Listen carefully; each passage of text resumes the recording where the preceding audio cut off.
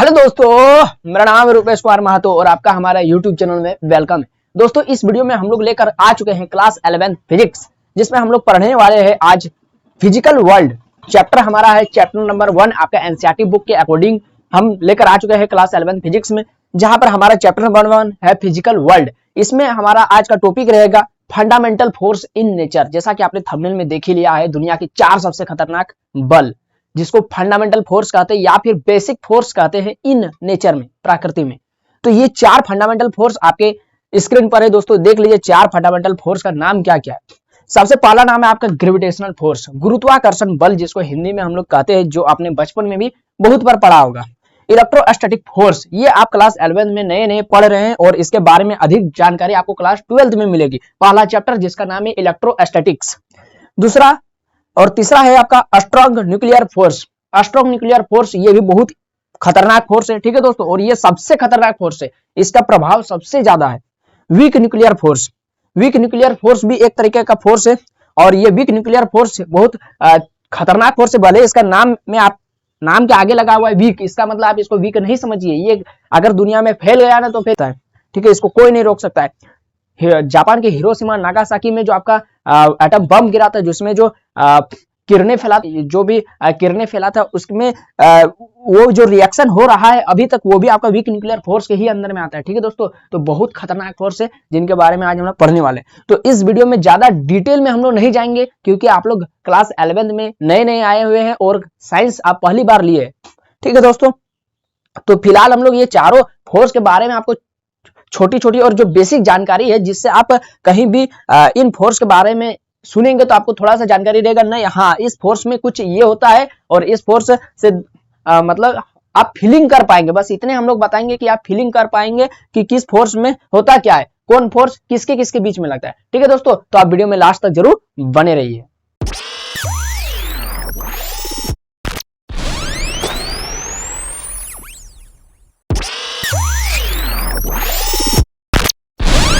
तो चलिए दोस्तों, अब हम लोग कुछ बातें जानते हैं ग्रेविटेशनल फोर्स के बारे में, कि ग्रेविटेशनल फोर्स को समझते कि ये होता क्या है, ये किसके किसके बीच में लगता है, ठीक है दोस्तों। तो ग्रेविटेशनल फोर्स जैसा कि हेडिंग है, तो this force acts between two masses bodies in the universe. इस पूरे ब्रह्मांड में किसी भी दो बॉडी के बीच यह लग सकता है, किसी भी दो वस्तु में यह फोर्स लग सकता है, ठीक है, जिसका कुछ ना कुछ मास होना चाहिए, यानी वैसे वस्तु जिसका कुछ ना कुछ द्रव्यमान है, ठीक है, वैसे वस्तु जिनका कुछ ना कुछ द्रव्यमान हो, उन्हीं वस्तुओं के बीच में ये फोर्स लग सकता है, ठीक है। This is a force of attraction only. और ये फोर्स, ये जो बल है, ये केवल आकर्षण का बल है, ये मतलब धकेलने वाला फोर्स नहीं, ये हमेशा खींचने वाला फोर्स है।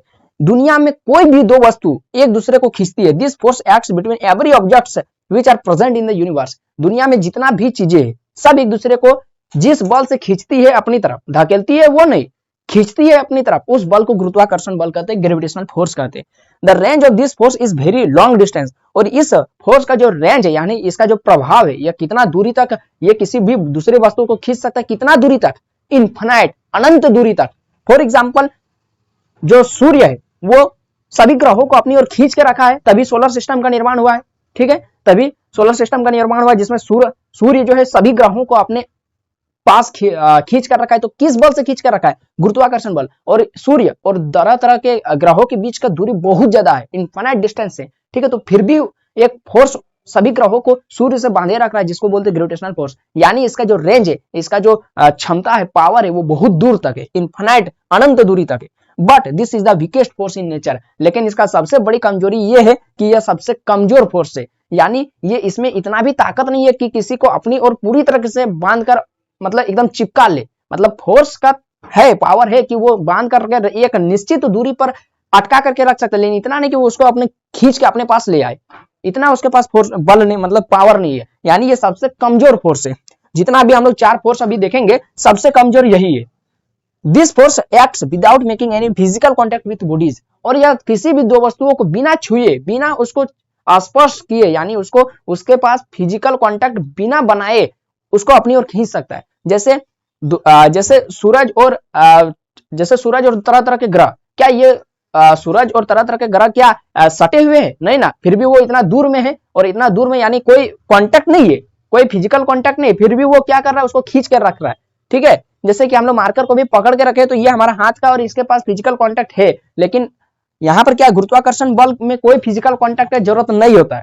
ठीक है दोस्तों, तो गुरुत्वाकर्षण बल ये आपने इसके बारे में जो भी फैक्ट्स था, जो भी इंपॉर्टेंट बातें थी वो आपको समझ में आ गया और आपको गुरुत्वाकर्षण से रिलेटेड मतलब आपको फीलिंग भी हो गया होगा कि हाँ ये सब जो होता है वो गुरुत्वाकर्षण बल के कारण होता है। अच्छा ठीक है, देखिए इसमें हम लोग इतना ही आपको इस वीडियो में बता रहे हैं, इसके अलावा तो है बहुत कुछ। ठीक है, आप लोग जैसे जैसे क्लास 11 में आगे के चैप्टर्स को पढ़ेंगे आपको बहुत ग्रेविटेशन चैप्टर ही एक चैप्टर मिलेगा। ठीक है, ग्रेविटेशन टॉपिक पर एक चैप्टर आपको मिलेगा जहां पर आप इससे रिलेटेड बहुत अच्छा से फिगर के साथ समझेंगे, डायग्राम के साथ आप इसका कैरेक्टरिस्टिक्स को जानेंगे, आप इसमें जो भी रिलेटेड फॉर्मुलाज होते हैं, क्योंकि फिजिक्स में फॉर्मुला तो जरूर होगा, फॉर्मुला होता है मैथमेटिकल, आप न्यूमेरिकल क्वेश्चन बनाएंगे तो वो उस चैप्टर में हम लोग बहुत अच्छा तरीके से पढ़ेंगे। ठीक है, तो फिलहाल अभी के लिए ये इंट्रोडक्शन वाला चैप्टर आपको फिजिकल वर्ल्ड जितना भी बेसिक चीजें हैं साइंस से रिलेटेड वो आपको पढ़ाई जाती है फिजिकल वर्ल्ड नामक इस चैप्टर पर। ठीक है, तो यहाँ पर हर चीजें आपको थोड़ा थोड़ा सिखाई जाएगी, थोड़ा थोड़ा जानकारी दिया जाएगा। तो ये आपको समझ में आ गया। नेक्स्ट आपका जो फोर्स है इलेक्ट्रोस्टैटिक फोर्स, उसको हम लोग देखते हैं। तो आप चाहे तो इसको स्क्रीनशॉट ले सकते हैं। तो चलिए दोस्तों, अब जो हमारा अगला फोर्स है वो है इलेक्ट्रोस्टैटिक फोर्स। देखिए इसका नाम में ही पता चल रहा है, इलेक्ट्रो मतलब यहाँ पर चार्ज का बात होगा और स्टैटिक्स का मतलब हुआ रुका हुआ। ठीक है, रेस्ट में। तो इलेक्ट्रोस्टैटिक्स यानी चार्ज जो होगा वो रुका हुआ अवस्था में होगा। ठीक है, रेस्ट का अवस्था में होगा। तो इलेक्ट्रोस्टैटिक फोर्स, तो this force acts between two charge bodies at rest. ये दो चार्ज बॉडी के बीच में लगता है, दो चार्ज के बीच में लग सकता है या दो चार्ज वाला बॉडी के बीच में भी लग सकता है, यानी ऐसा बॉडी, ऐसा कोई वस्तु जिसमें चार्ज हो, यानी जो आवेशित हो, यानी आवेशित दो आवेशित वस्तुओं के बीच में लगने वाले फोर्स को हम लोग क्या बोलते हैं, इलेक्ट्रोस्टैटिक फोर्स बोलते हैं। ठीक है, और ये जो दोनों चार्ज होगा, दोनों चार्ज बॉडी वो रेस्ट में होना चाहिए, रेस्ट में। ठीक है, this is a force of attraction as well as repulsion. अब जैसा कि आपको पता है कि चार्ज दो तरीके के होते हैं, एक होते पॉजिटिव चार्ज और एक होते हैं नेगेटिव चार्ज। सही बात है, चार्ज को हम लोग क्यू से डिनोट करते हैं, कैपिटल क्यू से भी आप लोग डिनोट कर सकते हैं या फिर स्मॉल क्यू से भी डिनोट कर सकते हैं। तो अगर हम ये क्या बोला कि दो चार्ज बॉडी के बीच में लगता है, बिल्कुल सही। तो वो दो बॉडी अगर पॉजिटिव चार्ज है तो इसके बीच में क्या होगा, अट्रैक्शन होगा ना रिपल्सन होगा। समान आवेश एक दूसरे को क्या करते हैं, प्रतिकर्षित करते हैं। ठीक है, एक दूसरे को क्या करते हैं, धकेलते हैं, रिपल्सन करते हैं। ठीक है, यानी और असमान चार्ज जैसे प्लस है और एक माइनस है तो ये एक दूसरे को क्या करेंगे, अट्रैक्ट करेंगे, आवेशित करेंगे। ठीक है, आवेशित करेंगे। और फिर यदि माइनस है और फिर नेगेटिव चार्ज है तो फिर एक दूसरे को क्या, रिपल्सन करेंगे। ठीक है, धकेलेंगे। तो यानी ये जो फोर्स है वो अट्रैक्शन यानी आकर्षण का भी हो सकता है और रिपल्सन का भी हो सकता है, यानी धकेलने वाला फोर्स भी हो सकता है, क्योंकि चार्ज पर ये डिपेंड करता है। और चार्ज आपका दो तरीके का होता है, positive charge, negative charge. This force acts between every objects which have some charge. ये हर वस्तु पर लगता है, ये फोर्स हर वस्तु पर जिस पर कुछ ना कुछ चार्ज होगा। जैसे कि क्या लिखा, one object have some charge and another object would be neutral. एक ऑब्जेक्ट आपका चार्ज वाला भी हो सकता है, दूसरा ऑब्जेक्ट आपका न्यूट्रल भी हो सकता है। जैसे कि आपने क्लास 9 के बुक में आपने देखा होगा कि हमारे पास एक पेन रहता है, कलम रहता है, उसको हम लोग अपना सर के बाल से रगड़ते और फिर कागज के टुकड़ों पर सटाते तो वो चिपक जाता है। कैसे, क्योंकि हमारा जो कलम है वो रगड़ने के कारण उसमें आवेश आ गया, उसमें चार्ज आ गया, वो जो कलम है वो आवेशित हो गया। लेकिन जो कागज के टुकड़े वो तो न्यूट्रल है, उसमें तो कोई चार्ज नहीं है, फिर भी वो चिपक कैसे गया। वही कह रहा है कि एक ऑब्जेक्ट आपका सम चार्ज यानी उसमें कुछ चार्ज हो सकता है कलम में, और another object would be neutral, वो न्यूट्रल भी हो सकता है। तो ऐसे भी वस्तुओं के बीच में हमारा ये जो इलेक्ट्रोस्टैटिक फोर्स है वो लगता है। When charges are in motion, then this force is known as electromagnetic force। तो जैसा कि फर्स्ट लाइन में हमने देखा कि दो चार्ज आपका क्या होना चाहिए, विराम की अवस्था में होना चाहिए, रेस्ट में होना चाहिए।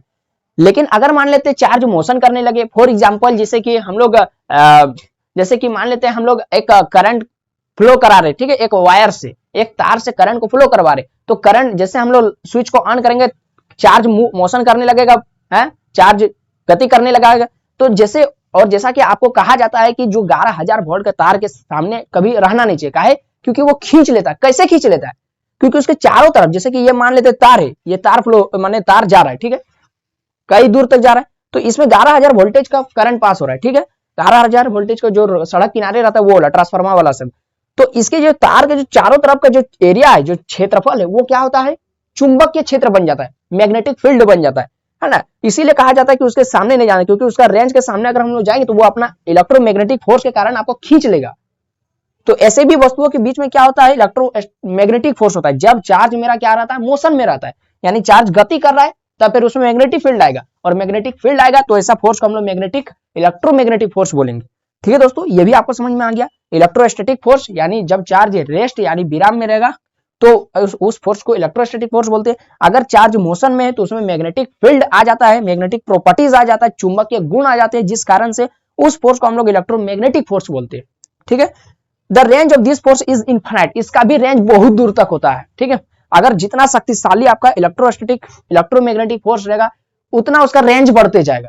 ठीक है, कम करंट फ्लो हो रहा है तो उसका रेंज कम है, ज्यादा करंट फ्लो करेंगे तो उसका रेंज ज्यादा हो जाएगा। ठीक है, आपको खींचने वो बहुत दूर तक आपको खींच लेगा। दिस फोर्स इज 10 का power 36 times stronger than gravitational force.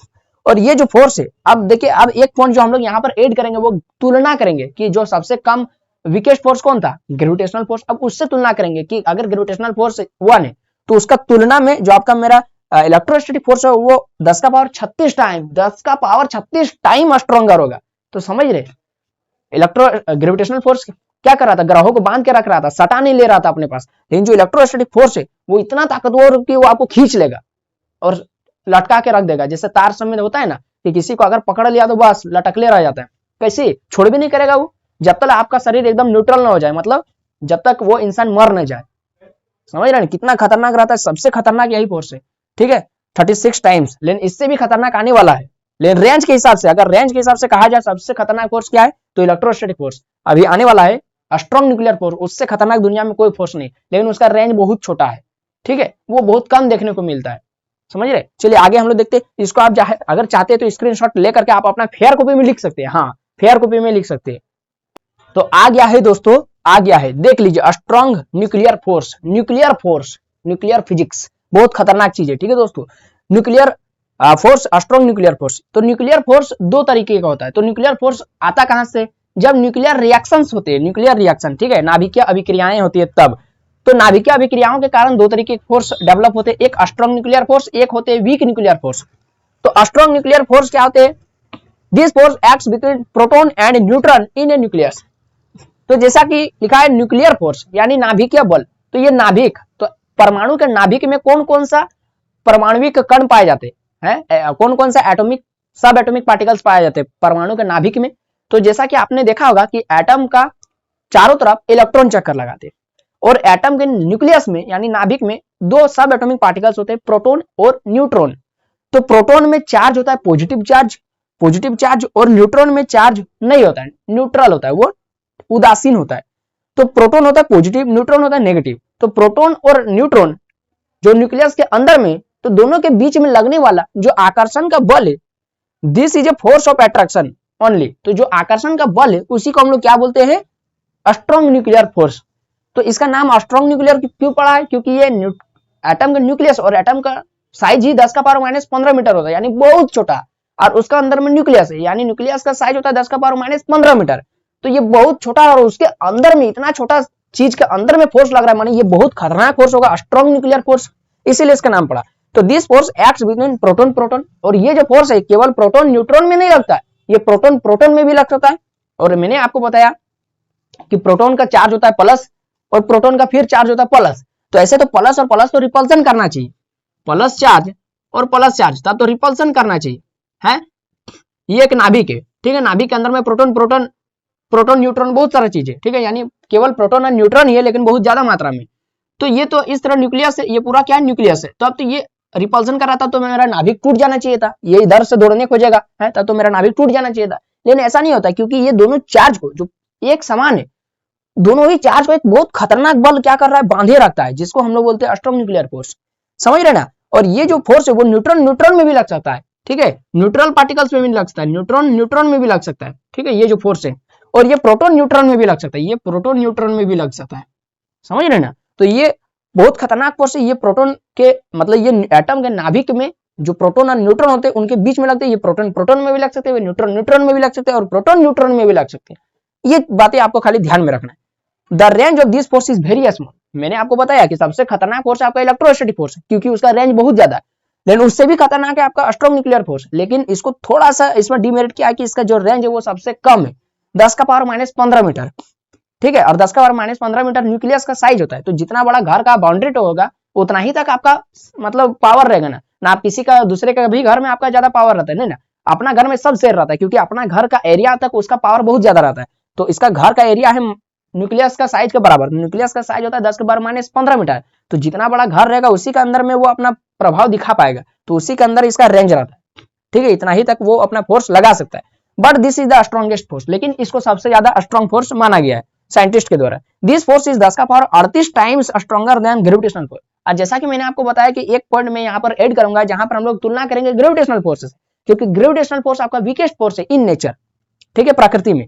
तो ये ग्रेविटेशनल फोर्स मान लेते यदि 1 है तो स्ट्रॉन्ग न्यूक्लियर फोर्स उसके तुलना में 10 का पावर 38 टाइम्स, समझ कितना ज्यादा स्ट्रॉन्ग है स्ट्रॉन्ग न्यूक्लियर फोर्स। और वीक और इलेक्ट्रोस्टैटिक फोर्स था आपका 10 का पावर 36 टाइम्स था, 36 टाइम, और उससे भी 10 का पावर 2 टाइम्स स्ट्रॉन्गर है।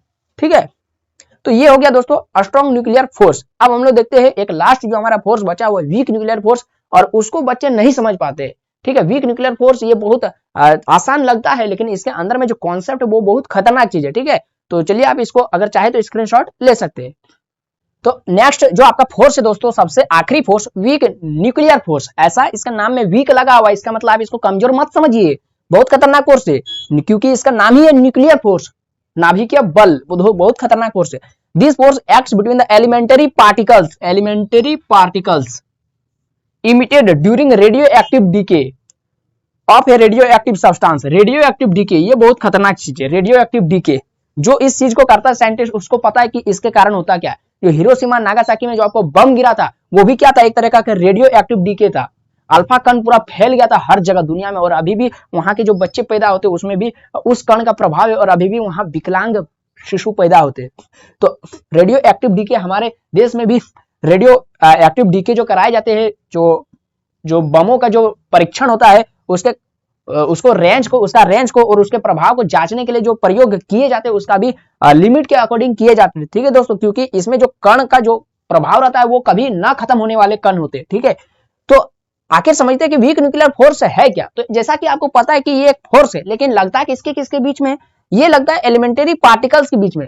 एलिमेंटरी पार्टिकल्स मतलब जब रेडियो एक्टिव डीके होता है, ठीक है, तो रेडियो एक्टिव डीके किसका होगा, किसी रेडियो एक्टिव सब्सटेंस का होगा, है बहुत क्रियाशील, जो बहुत अभिक्रियाशील सब्सटेंस का होगा, जैसे यूरेनियम होता है, प्लूटोनियम होता है, ये सब का जब विखंडन होता है तब उसी प्रोसेस को हम लोग रेडियो एक्टिव डीके बोलते हैं। रेडियो एक्टिव सब्सटेंस का टूटना रेडियो एक्टिव डीके कहलाता है।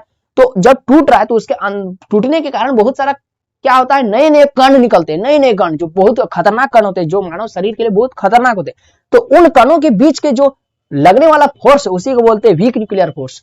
तो समझ रहे कि इस फोर्स को जानने के लिए, इस फोर्स के बारे में हमको मतलब अध्ययन करने के लिए हमको रेडियो एक्टिव डीके कराना होगा, और रेडियो एक्टिव डीके से इतने खतरनाक और नए नए कण निकलते जो मानव शरीर के लिए बहुत हानिकारक होते हैं।